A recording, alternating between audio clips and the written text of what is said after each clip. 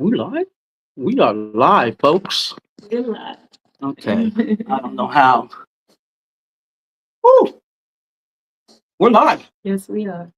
Why do I have this in my I can see let's turn this down just a little bit. Little bit. Yeah. That's it. There we There go. you go. Right there. There we go. People can see us. Oh, Hi. hey, we made it. Sometimes we're running last minute. We're changing locations. We're trying something new with my cowboy hat. I said Antoinette fashion is her thing a little bit. Move this way a little bit. You can move in so people can actually see all of you. Oh, okay. Because she is the focus of attention now. I don't know why they say share your referral link. I think people can see us, so I'm gonna make sure we're Okay. live here as well. As Hi, we jump Facebook. in. Hi, IG. Hi, LinkedIn. Hi. Where Where else? else? We are live. We are live, right? We TikTok. better be.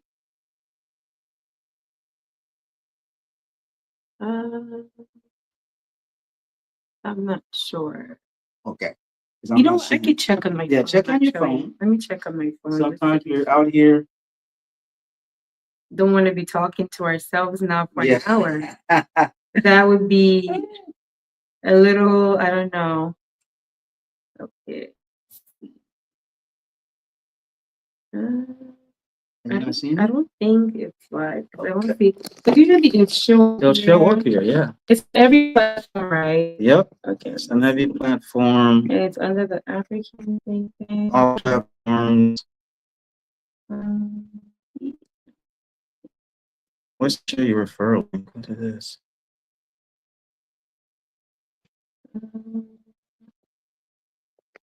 yeah, They were I sharing. think it's on Facebook.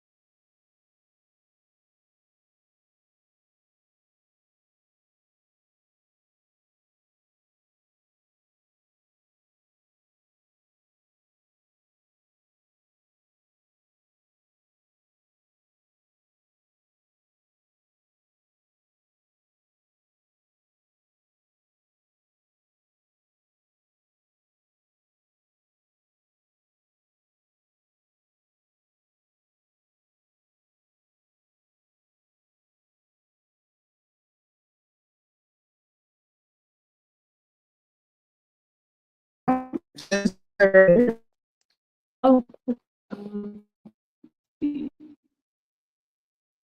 check Facebook. Nice. Okay, here it is. Okay. There. We're live too. We're on. Okay. We're live. It's okay. I don't know what's going on? What's going on? It happens sometimes. Yes, it does. It does. There you go. Okay, there we go.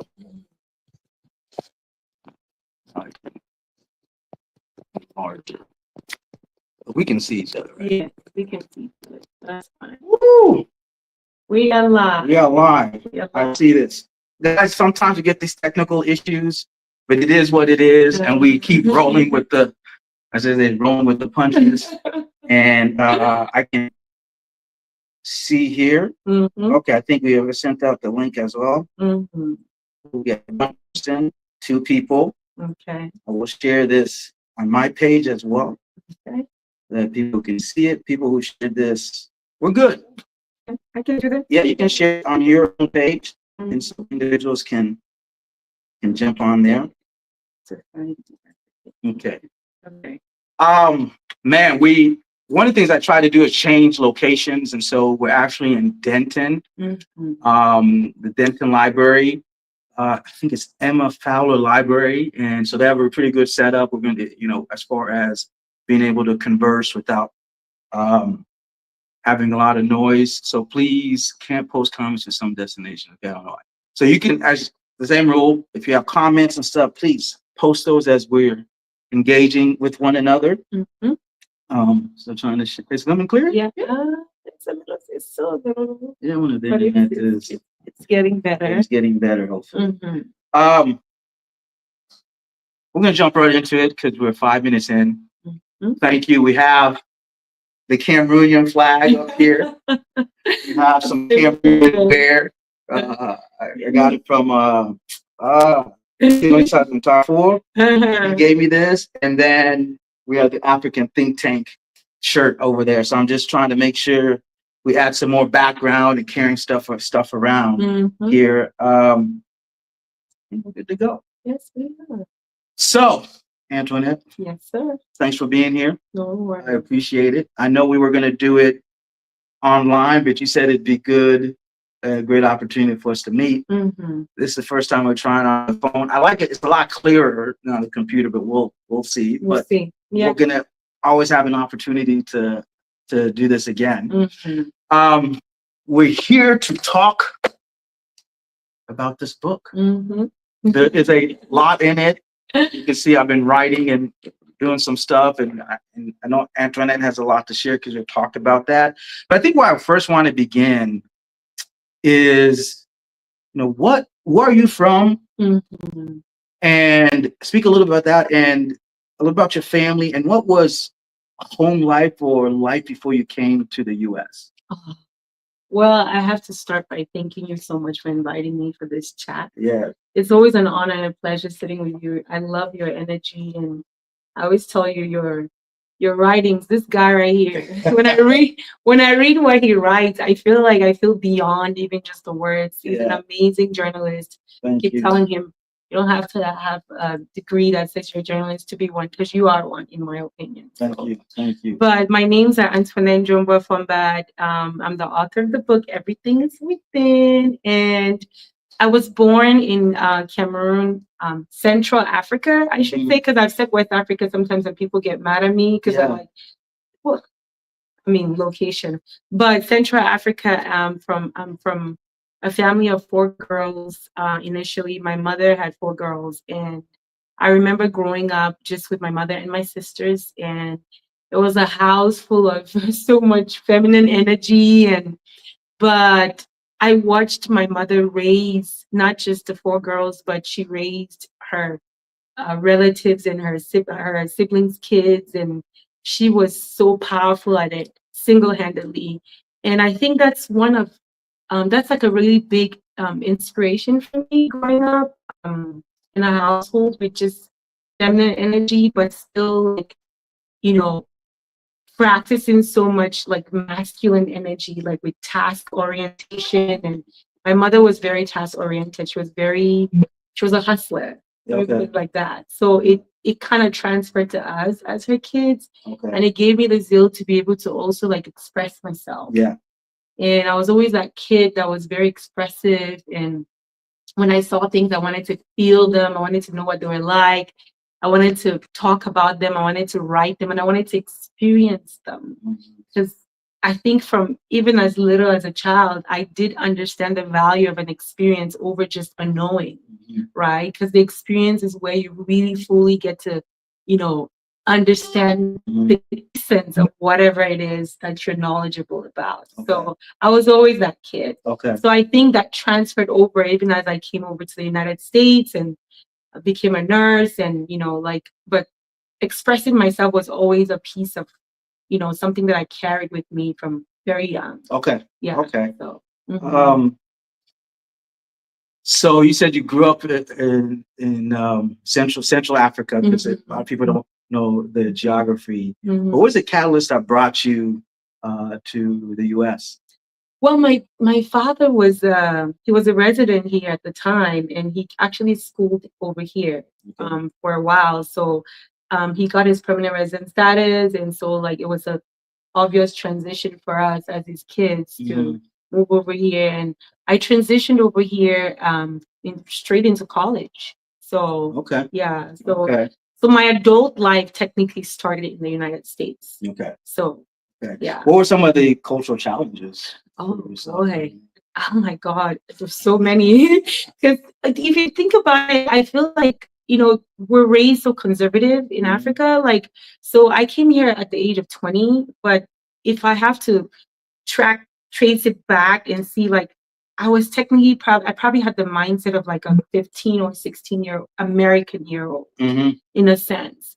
So a lot of things shocked me, just like how like freely people were with the expressions of like intimate things that, back home were just so like hidden, like maybe dating, and then even just like the freedom of speech and expression for kids here. Like, I feel like that's one thing that Africa really struggles with, is allowing the children to really be expressive of themselves. Everything is considered, almost everything, not everything, but it's considered disrespectful in a sense for a kid to speak up.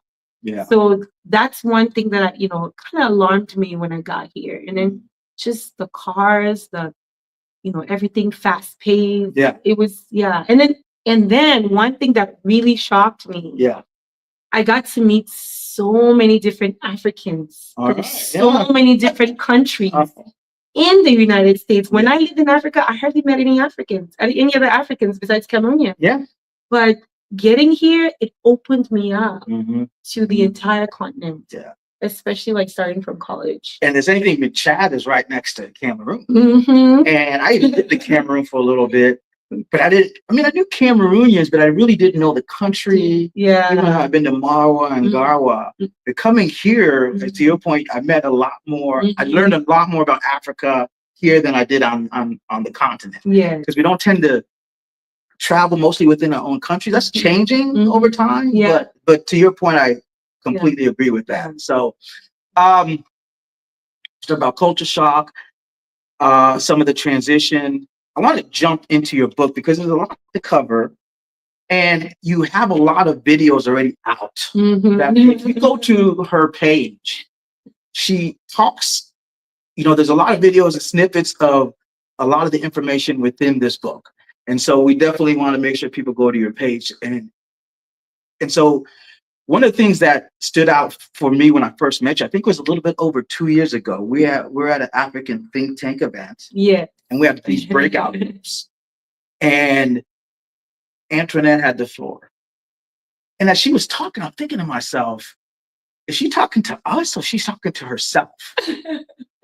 Because it's as if she was she was in the room having a conversation with everybody, but it's like, she's wrestling with something. She has some deep questions that she's asking us, but she's really asking herself. And so when she was going through this journey of writing her book, and this came out, and I started reading some of it, like, oh, I get it. This is what the result of wrestling with some questions that were within her. And then she's sharing that with the world. So can you speak to that meeting too? Am I kind of on point? Yes, you're very much on point, because exactly 2 years ago when I met this gentleman over here was when I actually started the process of thinking about writing the book. My journey started actually like during the pandemic. Like a lot of people, obviously, I spent so much time with myself, and I went through like a reawakening, like trying to figure out like, okay, who really am I besides the labels and, everything I've learned so far? What is my take on my life? That's how I looked at it. And I started questioning a lot of things, like how I was raised, cultural expectations, just how like certain things, like how society has structured certain things to be seen or received.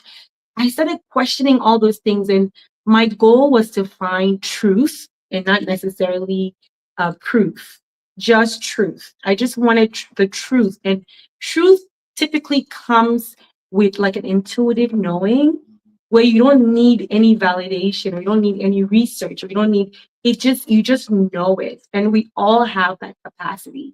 And so when I met you, I was going through that. I could tell. And I could tell. And I was doing some research, and I wanted to know how other people were navigating, the issues that I was, battling with, and just to see how, like, if it was more of like an individual or personal journey, or if it was more like more like a community kind of effect, especially after COVID happened. And I I've been writing before that. I wrote essays. I wrote like, clips. I wrote, but then I just said it was time to write a book. And I So wanted were a to lot do of all that that. stuff you were writing, were you sharing that, or is the book the first time you're sharing a lot of? I was sharing like a lot of like topics and a lot of like things about the topics that are in the book. Because as I was going through the journey, because as a creative, right, I'm sure you know, when you're experiencing something, that's when it's the most authentic. That's when it's good to actually process and share it, because you don't have to water it down with doubt or imposter syndrome. So I'd write a lot, and I said I journaled a lot. Okay. Pretty much a lot. I have a lot of stuff that I have never even shared with people yet. Okay. And so it was just a combination of the things that I'd written. I kind of expanded on a lot of them because it was mostly short form, obviously. Yeah. But I got to expand a lot of them, and I wanted to bring the message out into the world. So, well, we're going to jump into this book. Yeah. I mean, I'm hearing the video is a little grainy, but so be it. If the sound is clear, so open up your ears. If you have to close your eyes, just listen, because we are going to, there's an African quote called "A child among the elders converses with its ears." All right, not that all of your children, but you get the point. So we converse with our ears and just listen to what is being said, and just take it in. And so we're gonna jump right into this, because you look at, well, where'd you come up? Well, let me start. Where'd you come up with the title "Everything Is Within: Crafting a Mindful Life, My Journeys to Self-Connection and the Lessons Learned Along the Way"? So initially, when I started writing the book, because I have a lot of my personal journey in the book, but not, just enough. I feel like the original title was Journey to Self. Okay. Journey back to self. And I kind of but I wasn't quite sure like if that's what I wanted it to be, because I wanted it to be way more universal and way more like just like deep. And as I was working with my, publisher, my team, and we were trying to figure out, I had like 6 different titles, and this was one of them. And, of course, we live in the world of AI, and the team used some tech and to figure out what would best suit the compilation of everything that I've written. And this was the first thing that I picked up. It said, that's and I just connected with it. Like it was instant. I just knew that it had to be the title of the book. Yeah. And the image, because I know you put out on, I know it's not as clear, but I know you had put out, was it on Facebook? Everywhere. People, I think 2 or 3 different series. Yes. And had people kind of, so it was immersive in having people choose a picture. Exactly. I wanted to get people's input. I had the shoot. I went to Peru for a spiritual retreat last year, at the end of last year. And one of my cohorts, I'm so grateful to him, happened to be a photographer for events. And he decided to do the shoot with me. It was so quick. Like we literally, I got dressed, we went outside. It was like 20 minutes. Like, let's stand by the mountains over here, because Peru is all mountains. It's so beautiful. It's so grounding. Like it will bring you back, just it will humble you. And so I had several shots. I was trying to decide about the energy of the book, like the smiley face, like the joy, or like the serious face, like, okay, I'm evolving, this is me, or like just like the calm and peaceful face, which is like the, eyes closed. And so I did a poll, and several people picked different ones. A lot of people picked like the one where I'm smiling. And then I thought about it. I'm like, you know what? My book is all about integration. Integration is everything. It's the sad, it's the happy, it's the beautiful, it's the challenges, it's the peace. It's everything in one. So that's how I came up with the concept of doing. I'm just now catching it. Really? I see the 2 images in the back. Yeah. You're smiling over here, kind of contemplative. Okay. Yes. I see it now. I'm just now seeing it. Okay. I wanted it to be subtle, but this was the main photo was the energy that I felt like had to come with the book. Okay. Because I felt like it was something that came through and not from me. So like almost like a sage passed it over, and I wanted to represent that as best as I can. And I'm a creative. I love something beautiful. I also wanted it to look like art. So even if you don't read the book, you can pick it up and you can at least appreciate what it looks like. So, and it represents a lot of what Cameroon is about, is the colors. You guys are huge on colors. very much so. So where do you think that comes from? And then tie that into your fashion. Yes. Like, one thing about you is fashion. You got she's wearing the hat today. I got my hat. You know, I got it from Miss Q and Miss Prado from the school I work with. Shout out to y'all for this. But your hats and your wardrobe, if you go on her page, she's always doing these awesome shoots. You're just basically a model. So we talked a little bit just before on about your fashion and why what its interpretation it is for you. So it ties back to me being a kid, and my mother loved style. My mother was always styling. She had like the best, like, cloths, rapas. She would like style them different ways. And even when she traveled to the United States, she'd come back with like thrift clothing, but it would be like, she would pick the most gorgeous outfits. And my sisters and I, every time we went to church, we would just be looking fancy. Yeah. And so I grew up just loving style. Just from her, she inspired me, and my sisters as well. One of my sisters, particularly Olive, she also loves style. So it became like a family thing. Olive. Olive sounds so weird. I know, right? Olive. En français, huh? Okay. So it became like a family thing, and I feel like style to me is my language. It's like a language. We all have our own creative processes, and we have our own creative niches. I feel like style for me, I speak a language when I style. It's not just clothing to me. It's what this show wants to express. The bright colors, it's joy. It wants to move you, wants to make you feel something. That's what style is to me. So just some very emotion. I think the outward expression of the emotion inward. Exactly. Okay. Now we got the style. Let's get to the book. I saw this. It's written in really 4 sections, and I'd like to talk to you about that. We talked a bit offline. So you have part 1, part 2, and part 3, and part 4. And so part 1 talks about detachment, reconnecting with your humanity. And so could you speak a little bit about that? What do you mean? What are you the message you're trying to get across? So if you think about it, as kids, especially, I'm going to speak as an African, girl child growing up, there's a lot of things that we learn as kids that are ingrained in our minds as the finite way to live life. There's a lot of things that we are exposed to and told, this is where you end. You can't go beyond that. And so like reconnecting with your humanity is having people realize that as a kid, you're somebody else's responsibility, if you think about it. So you really don't have that choice or the option to be able to explore what the world feels like to you, right? But that is where you learn the basics, especially from 0 to 7 years old. That is where you learn like the basics of your innate nature, kindness, love, compassion, just presence. Yeah. That's why children are always so present, because they're like, you learn but we forget those things, right? We forget them as we start to get older, because life starts to take over and we have to join society, we have to join the community, and we forget that, we have that. That's like our innate gift. Yeah. To be able to explore, and be curiosity is so key. We forget that. So reconnecting with your humanity is just reconnecting back with your curiosity.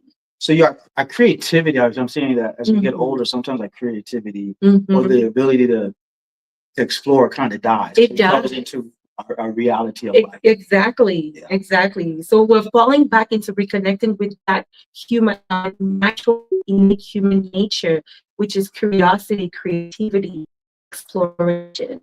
So it's reconnecting with that side of us, because that's the first step. It takes even recognizing that, hey, I lost the origins of why I am what I am. Yeah.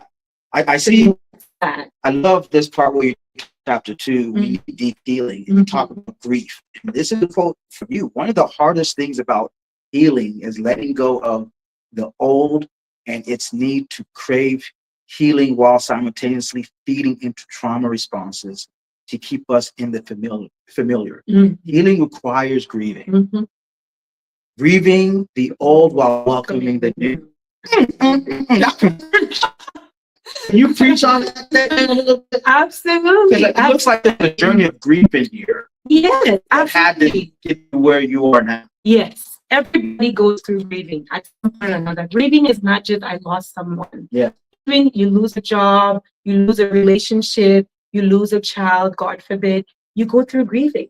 You know, grieving is the process of healing. It's the beginning. It's the process that takes you to healing. But here's the difference. Grieving comes with compassion. Grieving comes with compassion. It comes with compassion. It comes with a ton load of self-compassion for yourself, recognizing your humanity, understanding your humanity, and then doing the work that is necessary. So, but here's the thing, right? Because if you think about it, I'm a 44-year-old woman. There's certain things that I've learned all my life as a 44-year-old woman that it's not going to take a day, even a year to change. It takes time. So when you're changing or you're grieving through anything, sometimes it will take time because you're grieving something that you're leaving. But then your body, which is so used to being in that state and living in that state, is resisting. So you go through the back and forth and the push and the pull. And that's where like it's really hard. Change, that's one of the most challenging stages of change when you go through that back and forth. Should I not? My body is comfortable. Why am I pushing myself to do this? Everybody else is saying the other way. Why? So that's the most challenging part, but it's part of the process of grieving and it's part of the process of healing and growing as well. What other emotions would you say are part of that? Because I there's a quote by C.S. Lewis that really resonated with me around grief. And it says, I sat with anger long enough that she told me her real name is grief. Yes. I sat with, so one of those emotions was anger. Yes. Did you have any anger? A lot of anger. And in what areas were you angry? I had a lot of anger. I had a lot of resentment. I had a lot of resentment for my father because my father left Africa to come to the United States when my mother was 3 months pregnant with me. So I never really got a chance to have that kind of a relationship with him because I grew up without him. And I sort of felt like he never made an effort. And I'm saying this as a child. I'm not saying this, I'm saying this as a healed person and still healing person. But, you know, if you think about it, I'm the child, he's the parent, and I didn't feel like I was that worthy for him to make the effort to try to even create some kind of relationship with me. So I had some, you know, significant resentment where there was a lot of anger because that wound literally guided a lot of my life up until adulthood. So much of it. And I talk about that. And that's why healing is so critical because we all have our wounds, we all have our traumas, we all have our stories. And we need to heal from those to be able to see a brighter and newer life. So I had to go through healing from that. You know, there was a lot of that. I had to sit with it. And here's the kicker. When you sit with anger, like C.S. Lewis said, what comes out is wisdom. When you sit with any emotion, it doesn't matter. What always comes out is wisdom, is truth. The issue is, how do you accept it and how do you alchemize it? What do you do from? What do you do with it? Yeah. That's the key. So, did you reconnect with your father? Or maybe see some, you know, I think as we get older, we begin to understand some of the things that when we talk about that, our parents went through that. Yes. And so there may be another thing of, I think you talk about forgiveness and understanding now. I begin to either forgive myself, forgive others because I have some understanding now through a lot of lessons learned that I didn't have before. Exactly. Yeah. I have forgiven him. I have. But here's the part about forgiveness and healing and grieving and moving on is the fact that there's always a scar, right?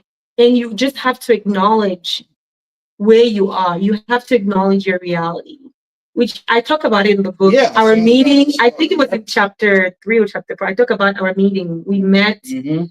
and we finally got to talk about like this big umbrella that was hanging up over our heads. Yeah. And I had to acknowledge my reality. What came through was I don't have a relationship with this man. Do I want a relationship with him? Possibly I do. But am I going to exert myself to have it? I said that I wasn't going to do that Mm. because I felt like as the child, I had done my part throughout our whatever connection we had growing up. And I hadn't really felt like he had ever done anything. So I accepted that reality, like that I might never have a relationship with him. Mhm. I'm still grateful that he gave me life. I'm still grateful for, everything that he's done for me. I forgive him, but my life just doesn't include him. And it's hard. It's a very, very hard situation to live through. Yeah. Believe me. But sometimes you have to do that or else you stay and that wound never heals.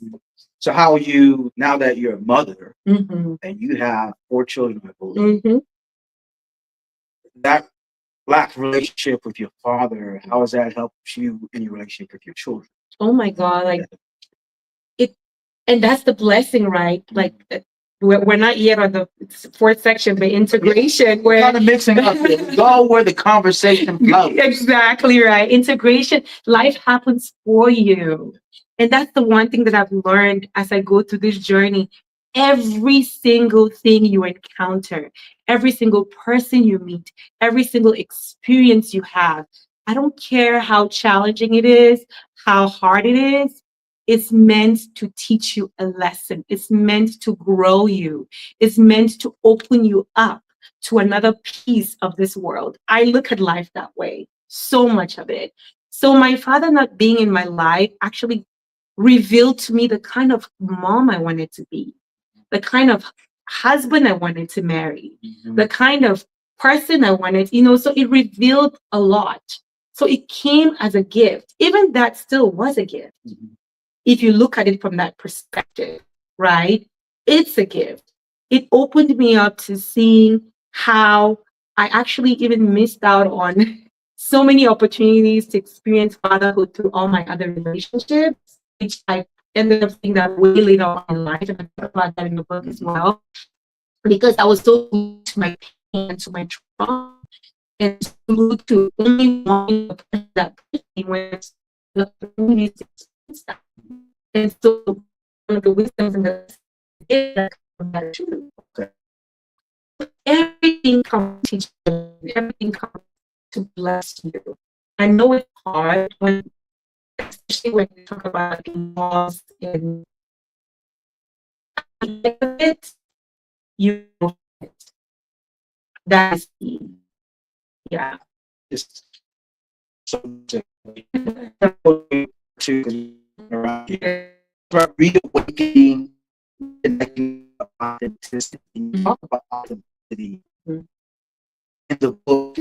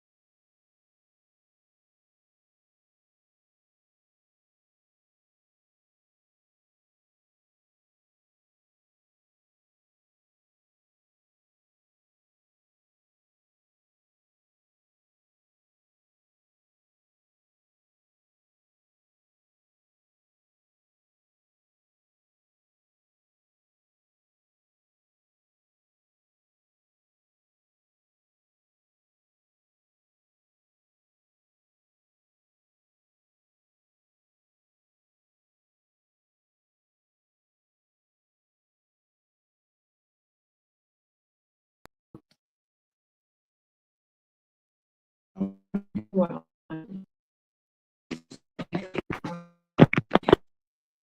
Hey guys, we just lost. Should be back. Let me know. Thumbs up. Are we back? We're good. okay. Okay. We are technology. It is what it is. I appreciate y'all's patience. Yes. We'll get better one day. We'll get something and have our own studio. Yes. Mobile studio, but one step at a time. One step at Okay. a time. So Authenticity, accountable authenticity, because I feel like authenticity has become a word or like a term that, especially like over the past, like I'd say 5-6 years, has been very popular. And the whole point of my Give me 1 book, second. sure, I'm not seeing it come up here. Sorry to interrupt you. sure, no I problem. want to make sure that it's back. I think it is Should we want to because I can see like, yeah, I think Okay. it's back on. I was going to see if any. Trying to Yeah. Okay. Yeah. Go ahead. Yeah. Sorry. Yeah. So we talk about authenticity, and for the past 5 years, it's a term that's been very common, and that's all what my book is about. That's all what my message is about, right? Because the whole point is I want people to live free to themselves. But the thing is, you also have to do it in a conscious way. Yeah.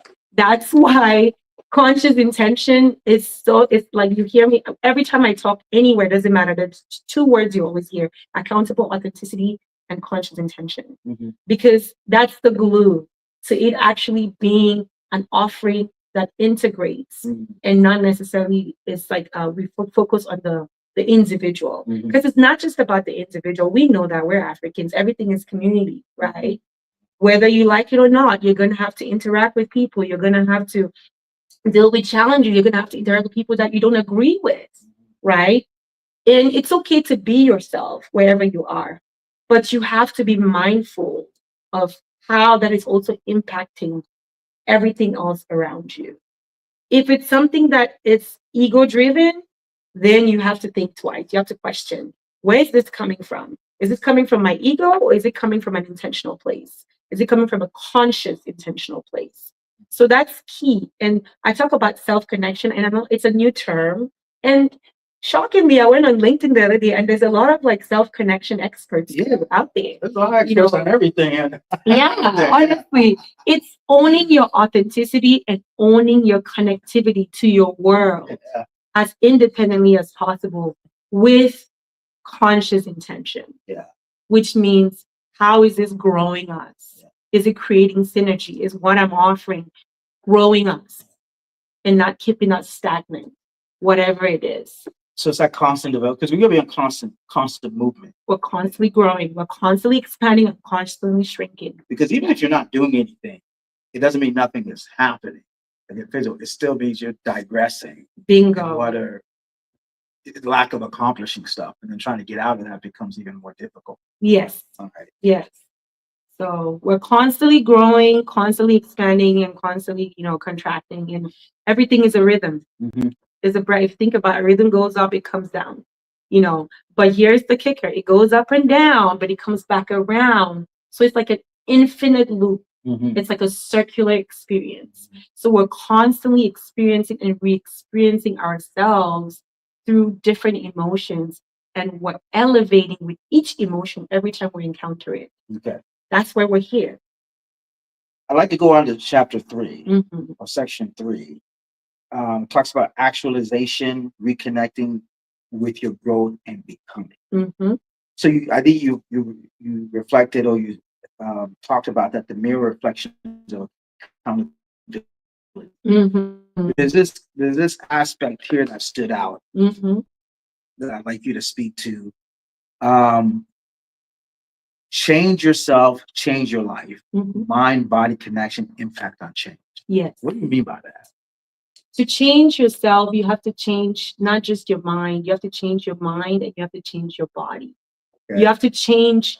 So you have to meet your mind and your body at a crossroads. They both have to acknowledge that change. If one accepts it and the other doesn't, you're bound not to make it. That's just the truth about it. And I know that it's difficult for some people to see, like, okay, how do I change my body? It doesn't mean you change your weight or whatever. You change your chemical composition. Okay. You change your stress level. You change your hormone levels. You change, and there's so many natural ways of doing that.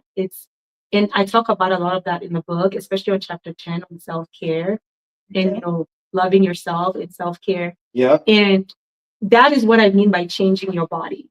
It's changing your inner world so that your mind can now accept it and how you show up in your outer world. We speak also about surrender in chapter That's 12. Big one. Gratitude, service, grace, faith, and presence. I hear that's a lot of spiritual language. So how does your spirituality, if you want to speak to that, integrate into your personal life, integrate into the book? Because gratitude, service, grace, faith, and presence. Yeah, we hear that. I went to seminary. We talked a lot about this. How do you relate to it? It's funny. I always feel like God gave us all these emotions, and He gave us all entropy, right? We're constantly moving. Even at rest, every cell is still moving. We're always moving and growing and changing. I feel like God gave us all this, but then He had to give us some tools to help us along the way. And those are tools for growth, pretty much. Surrender is a huge one. Like I tell you, my word this year is surrender. I don't know. Every year, the beginning of the year, I don't know if you do that, but I do that. I give myself a word for the year. What's your word last year? What's my word last year? Integration. Integration. Yes. Okay. My word this year is surrender. Okay. And surrender is so critical to any kind of change, any kind of healing. Is critical to grieve. It's critical to change. It's critical to everything you do. Because let me give you an example, right? We had a tech issue that just happened. Yeah. That's the reality. You accept it. If no matter how much you stress about it, it happened. You know what I'm saying? I'm leaving. No, we keep moving forward. We're here. You can hear us now. So it's not saying that you don't acknowledge the pain. It's not saying you don't acknowledge the challenge. You recognize that it's a challenge. You recognize the pain, but you surrender to the reality of that life situation. That is the only time when you're able to be quiet enough to listen to what it's coming to teach you, to the gift that it's coming to give you. Because like we talked about, everything comes with a gift. Everything comes with a lesson. And when you surrender, you take away that resistance. Because the thing is, when you're fighting anything, you're resisting it at the same time. You're resisting it. And the thing is, you're resisting what it's bringing to you. So it's going to keep coming. Exactly. Would argue maybe another word too, in addition to tension. Bingo. The tension. Taking place. The tension. There's nothing wrong with that. There's nothing wrong with tension. There's absolutely nothing wrong. Tension, it makes you stronger. Like that's why you grow through everything that you go through. Because it's hard, but it'll push you to maybe think differently, do something differently, see something differently. That's the whole point of growth. Everything comes to grow you. So if you surrender to that reality and you say, what is this reality trying? Sorry. Sorry. That's me. You say, what is this reality trying to teach me? What am I supposed to learn from this? How am I supposed to grow from this? What am I supposed to do with it? I promise you, if you do that, the wisdom comes. And that's why I talk about solitude in chapter 10 as a self-care I think it's a requirement for every single individual, every single human being, especially because of the world that we live in. It's so busy and busy and busy. You need that space and that time to sit with yourself every so often and check in with yourself and check in with your values and check in with your beliefs and see if they align with where you are in your life. Because when they don't, that's when you're stressed because you're not living according to what your inner world is demanding. So, and there's things that you may have to change. Solitude also reveals things that, hey, you know what? I could do better. here. Maybe I could do it this way. So it's really important for growth. You speak about perfection. No, it's not perfection. No, I mean, you speak. Yes, I speak about perfection. That's not himself, yeah. It's the killer of dreams. It's yes. Yes. Because as you use this example, it's not perfect. Couple live stream already getting a comment of Jedediah Peterson. He says, if y'all in Dallas, I can offer a free live stream for one of the sessions. Oh, that's very kind of you. Yeah, absolutely. All right. Yeah. So we'll work it out. It's fine. But it's but people are hearing. So are you listening or are you seeing us all this? Anyway, that's not the point. So speak to perfection a little bit because you said it's a killer of dreams. Absolutely. So expand on that, but how has that also affected you personally? Oh boy, I cannot even tell. I'm still working on that every day, but I've definitely been better after working for so long. Here's the thing about perfection, right? You are trying to live life according to somebody else's standard. You're trying to live life. So you're already living life outside of yourself instead from within yourself. That's stress right there. Number two, you're performing a lot because you're trying to meet a standard. If there's a standard to meet, there's obviously roadmaps and blueprints. And I'm not saying that roadmaps and blueprints are not necessary. They are, right? But you have to take them. They're supposed to be guides, not the set in stone. You're supposed to take them and then you personalize them to suit your life. That is the whole essence of living this life. It is your life to create. And every single individual as a creative nourishes the next person and nourishes the community and nourishes the world. But when you're trying to be like somebody else, when you're trying to do something only according, the reason why that thing became popular and became the standard is because somebody literally poured their everything to it. So take that, add your own thing, pour everything to it, and create something that can elevate us even further. That's the whole point. We keep growing. We have AI now. Did we have AI 10 years ago? It probably came from something like that, where somebody just sat and thought, hey, how can I evolve this? Same thing with personal development. You are constantly evolving. The key is be intentional about it. Make it your growth, not the growth, but your growth. That's the way to living peacefully and happily. And I hear Ubuntu arriving some of that of what you're saying is that when you're working on yourself or just working on improving through some of the creativity that God's given you, you're also impacting your community. Everything. People are seeing it. People are feeling it. People are calling it out and saying, "Hey, what is this person about? What are they doing?" Have people reached out and seen some of those changes and asked questions to you? What is it that you're doing? What is something new that you're seeing? Yeah, they maybe saw 2 years ago. Yes, absolutely. People have. People have, and I'm always willing to share it because I feel like whenever anything comes in intuitively, it's a gift to everybody, not just to you. That's why I said earlier, every single person you meet is there to impact your life somehow. I'm meeting you. You're impacting my life right now. I'm impacting your life right now. We're impacting everybody out there is also impacting us somehow. It's all about integration. Integration is so key. I have this concept. I'm going to go back to the fourth section. When I was writing the book, I did research on integration, right? And I read, I think it's Dr. Daniel Siegel's book on intra-connection. And yes, I read and I'm researching that even more now because it really explains integration in such a beautiful way. Because if you think about integration, you're thinking about a link, like a chain between two things. So there's me and you right here. This cloth could connect us. That is integration because this is interconnection, TER. Okay. Intra-connection is when we overlap each other. Okay. Like how they have like the color wheels that go across each other and then two colors make a different color. Yeah. That is intra-connection in a sense. Because I know that whatever I do, because we're energetic beings living in a human body, energetically, Even if I'm not touching you, I'm not talking to you, I can walk in here and my disposition could impact you. Yeah. I guess that's part of It's energy. The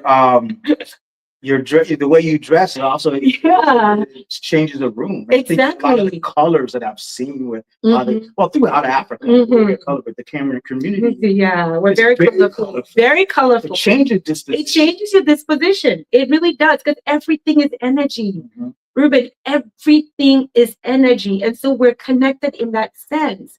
So it's going in knowing that I am responsible to give into this what I want from it, because that's the only way I'm going to get what I want from it, is if I give to it what I want from it. And I know that's a really hard concept for us to live, because life, especially in a capitalistic world like the one we live in, and Africa is more still like a communal living, but things are changing even there. That's why, the diaspora needs to start having conversations like this. But, everything you do impacts somebody else.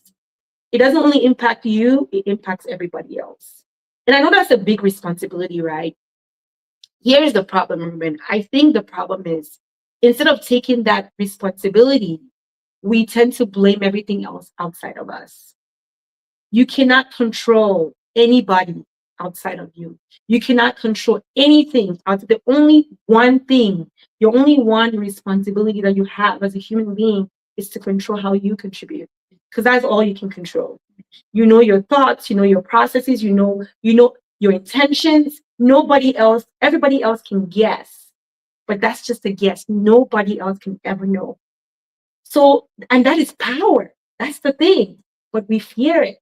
Know And so we thyself. know thyself. So we blame everybody else. We fear it because we fear our imperfections. Your imperfections are there for a reason. They're there to push you to grow.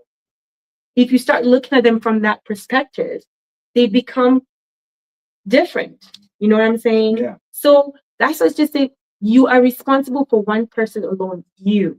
And if you show up with that mindset, I promise you, if you show up with that mindset, you'll be accountable to how you contribute. And that will impact your community. And that might influence what you receive. It's not going to control what you receive, but it influence what you receive. We're gonna cut that later. But as we're running out of time, I just really want to Sorry. talk about So chapter 20, trust the process. Oh, yes. Flow from fear to love. And I think that's a good way to segue out, because it is the last chapter of the book. So I'm assuming it pulls everything together. So you speak to that one. Oh my God. Flow from fear to love. Because love is everything. Let me give you a thought.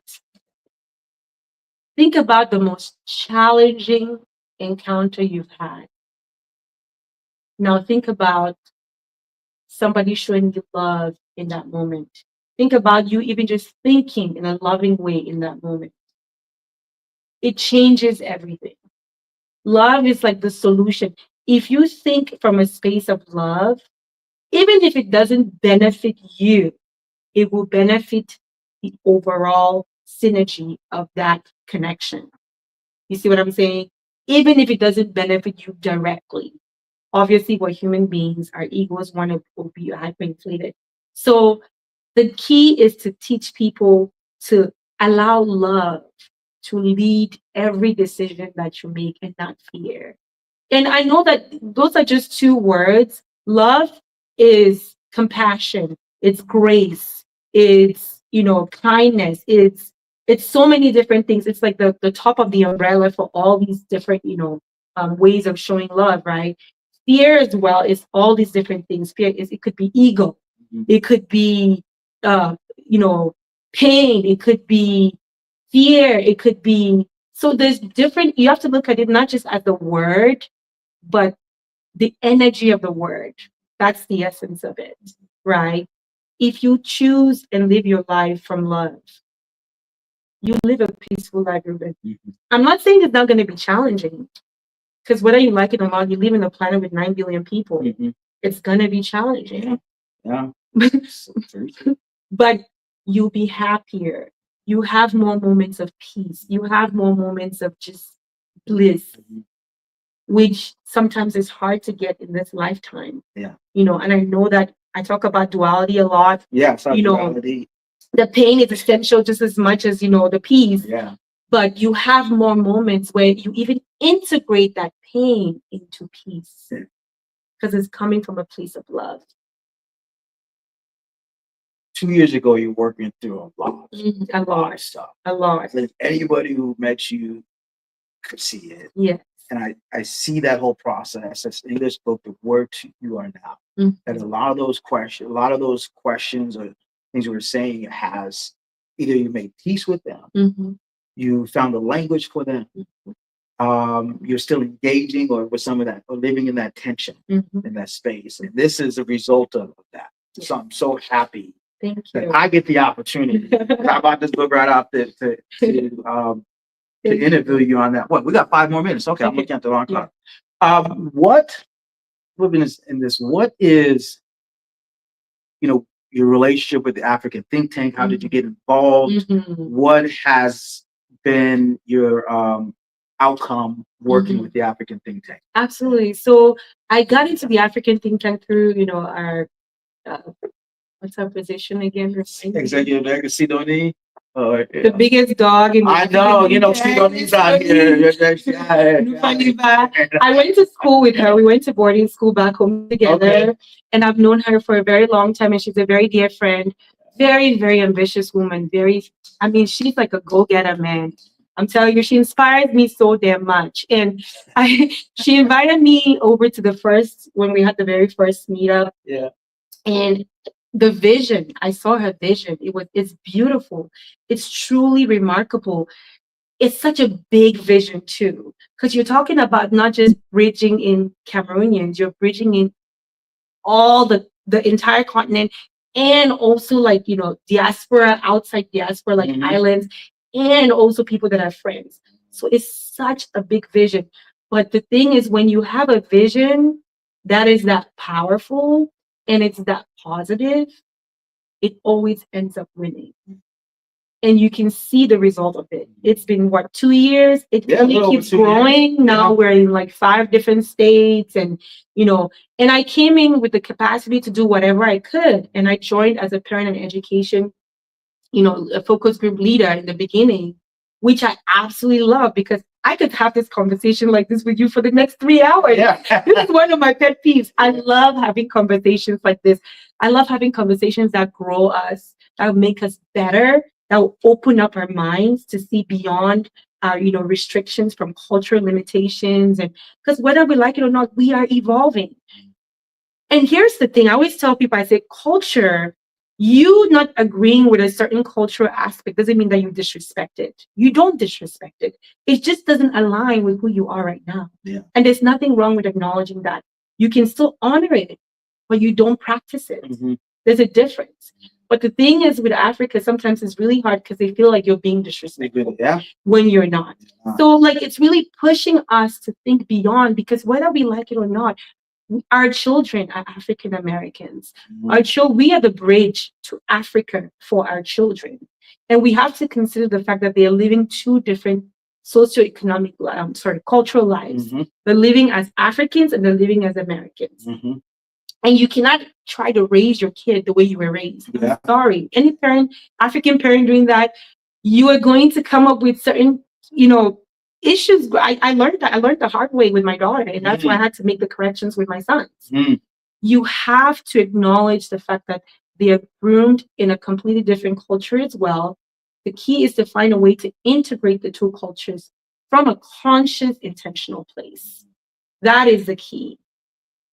Because we're Americans. We have the African descent, we have the African background, but we're Americans. Yeah. And so like I'm transitioning this into, because I know we have very little time left. That's why I decided to do a book club for my book. I have a book club that's currently running right now. It's a free book club, by the way. You don't have to pay anything for it. We meet every other Thursday. So next Thursday, May 8th, is going to be our next one. It's the 3rd one. We've had 2 already. We're doing 1 chapter every time we meet. It's going to be on chapter 3, which is connection. Okay. Which is, and it's going to talk a lot about energy. and just how much that Gateway to impacts connection. the gateway to connection, how vulnerability and how much that impacts our connection to everything else around us, that impacts our connection to ourselves, Okay. which is key because we are responsible for ourselves. That's why it's a personal development and self-development book. So people can go onto your website and connect directly to the link. Yes, within withnutty.com/events, and you can just sign up there. You're gonna get an email with the link for the Zoom meeting. Okay. And I'd love to welcome you people into the community. It's a beautiful community. That's awesome. Because it's really, we come there to just release, relax, and reflect and grow. Right. Yeah. Man, first of all, I just want to, you just shared, there's just so much more to talk Yes. about. Now it doesn't do it justice, but it gets an introduction here. Yes. I want to, even though the connection is not great, I still want to give a shout out to Emily Fowler, Central Library. Thank you. The folks in the front were very understanding. Antoinette got to meet them. Because one of the things we also want to do is get African books into libraries. And so we never know whether, there's a reason why we're here, whether one day this book could be in the libraries in different locations, in different schools as well. That's how we contribute to that. Again, want to thank everybody who joined. I'm glad the audio was great, so you can at least hear the message. And we'll continue to work on some of the image stuff, but that's fine. We will invite you back. Thank you. I think the next time we do it, we're gonna break it down into like maybe one chapter to have a great deal more interaction. Absolutely. With people, because there are a lot of good comments. You don't have time to do that. And so I just want to thank you, and I'll give you the last word and close us out. Thank you so much. I'm so honored. I really appreciate the opportunity. Sometimes I feel like not seen or heard by my community. I'm gonna be honest, but it's my community, and I still love my community regardless. We hear you. That's why I'm always showing up. But if you're really into wellness, like breath work, meditation, I'm also branching out into like studios in Dallas. I'm doing in-person workshops. So my first one is going to be May 16th for Mental Health Month. Shout out to Mental Health Month. That's my month. So if you want to come in with me, and we'll go through like a chakra meditation, and just to help release tension and those difficult and challenging emotions, and learn how to pick out the wisdom and the lessons from them, as well as also regulate your subconscious mind to change how it sees certain emotions. It's going to be a really great workshop. So if you can, the link is in my bio. You can always get it. It's going to be V12 Studios, Dallas downtown. So, thank you again. Appreciate your time. Thank you so much, Mr. Ruben. Thank you to the African Think Tank. Thank you. Next week, I don't know who we'll have on, but I know who's after. I think we have. I should jump off anyway, but I want to make sure I think Chica. Nana will be not this coming week, but the week after. So tune in for that. I do have somebody next week, and we'll definitely let you know. And again, I appreciate your time. I appreciate your understanding. And you have a great rest of your evening, everybody. Thank you, everybody. Have a great one. Self-connection is soul connection. All right, get out of here. That was so Cameroon, African Think Tank, this way, and love this garb. Thank you, Ruben. That was really awesome. I know it went by so quick. It goes by so fast.